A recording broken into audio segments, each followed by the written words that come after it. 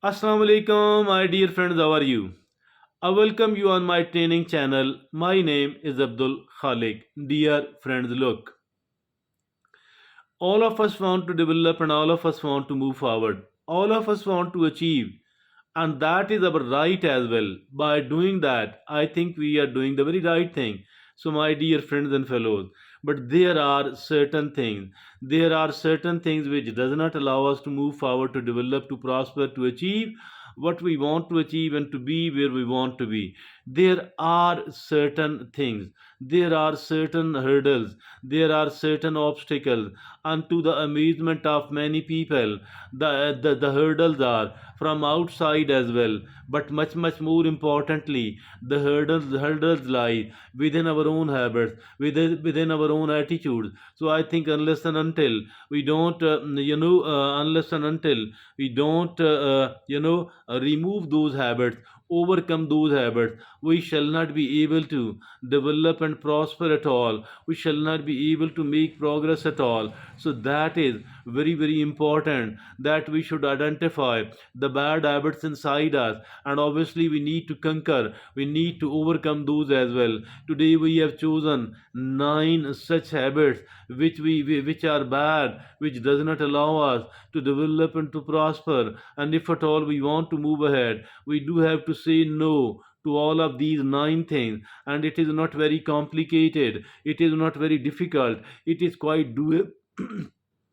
Excuse me, it is quite doable as well. So there are 9 habits, there are 9 things which we need to say no. And first of all, it is the negativity. We need to come out of the negativity. Negativity is something very bad, it is absolutely intolerable, it will not allow us to move any progress at all. So I think that the negativity, first of all, we need to understand what is meant by negativity. If at all we remain hopeless about our own future, about ourselves, if at all we are negative or the hopeless about other people, if at all we are finding fault in the other people, if at all we are focused upon what the other people are lacking instead of what the other people are possessing, if at all we are focused upon the demerits of other people instead of the merits of other people, so that is called negativity. And if at all, it does not mean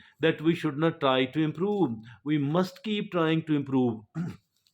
But first of all, we need to know that these are the gifts of Allah subhanahu wa ta'ala, that the glass is half filled, mean that there are plenty of good things which needs to be identified, which needs to be developed and polished and benefited from. So I think this negativity about ourselves, negativity about our close people, negativity about other people, negativity about the life and the world, I think all of that is bad. But it also, it shouldn't mean that whatever somebody tells us, we should start believing it, blindly. That is also something bad and not practical at all. So we need to become positive enough, but we need to become pragmatic or practical enough as well.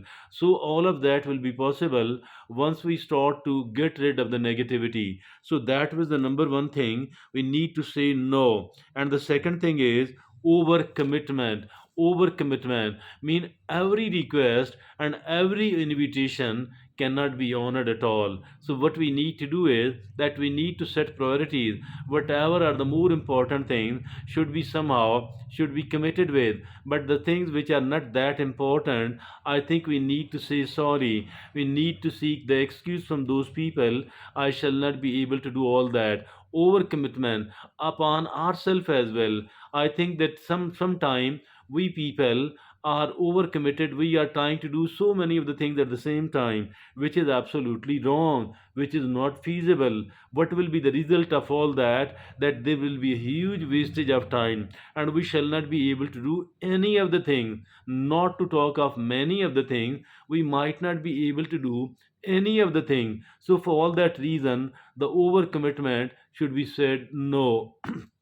The third is that is procrastination, failing to do the things on time. That is absolutely wrong. That is, we must do something, everything else on time. How can we do that? If at all something is complicated and different, we need to break it into several parts and then take one part separately and prepare well upon it, then try to try to do it, try to accomplish it. In this manner, you we might we might break an important or a complicated task into several parts. It could be 7, 5, 6, whatever it is, then take it one by one. So in this manner we will be able to do the complicated and the difficult things as well. So the fourth is trying to please everybody. Why to please everybody? It is not possible at all. We cannot please everybody, but we should not be trying to do the unethical or the immoral thing. We need to stay morally strong, and then we need to become a bit of respectful person. That is enough. But trying to please everybody, that is not possible at all. So the fifth is living in the past. We don't need to live in the past at all. We do need to live in the present. If at all the past was a very good one, so I think that we need to become grateful to Allah subhanahu wa ta'ala for that. But if at all the past was not a good one, and I think then there is a dire need to learning from the past mistakes, very very important. But live in the present, whether the past was a good one or a bad one, whether the past was enjoyable or unenjoyable, we need to live in the present. And we need to find the opportunities, whatever there are opportunities in the new circumstances, in the new situation. And if at all there are certain new challenges as well, I think that trying to overcome these challenges will enhance our confidence up to great extent. So never ever try to live in the past. Live in the present. Learn from the past but live in the present. So that was the number 5. The number 6 is self doubt.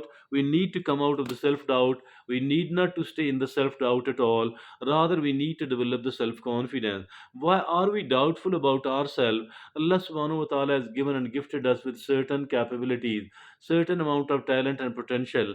We need to identify our own potential, our own capabilities and talents, our own resources, and then only we need to decide what I am going to do. But having the self confidence, self doubt will spoil us, will never ever allow us to do a wholehearted effort. Those people who are suffering from the self doubt, they cannot make the wholehearted effort. They are seen making the half hearted effort. So, for this reason, they are not, my dear friends and fellows, they people, don't move ahead in the life. So, we need to overcome the self doubt and we need to practice the self confidence.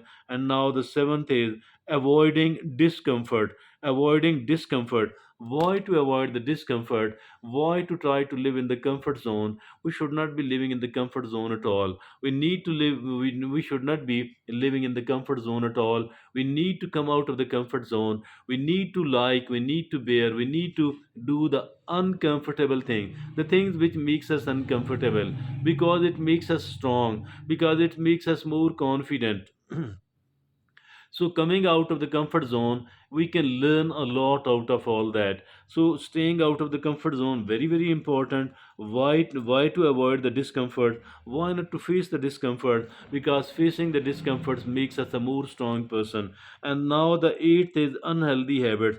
What are those unhealthy habits, by the way? It could be the overuse of the it could be the overuse of the social media. It could be the junk food. It could be the cigarettes. It could be not getting the enough amount of sleep. So whatever the bad habits are, we need to overcome, we need to identify, then we need to get rid of it one by one.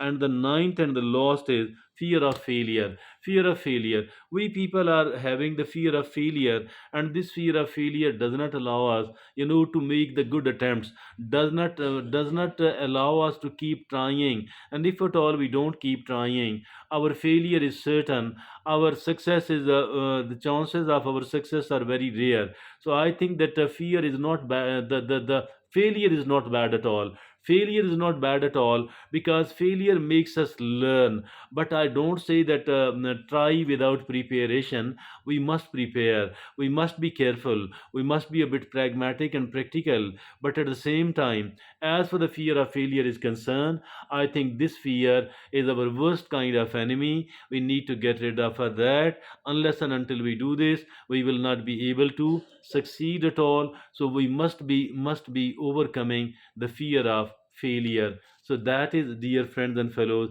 very important for all those people who are sincere, committed to make their life a success. Thank you very much.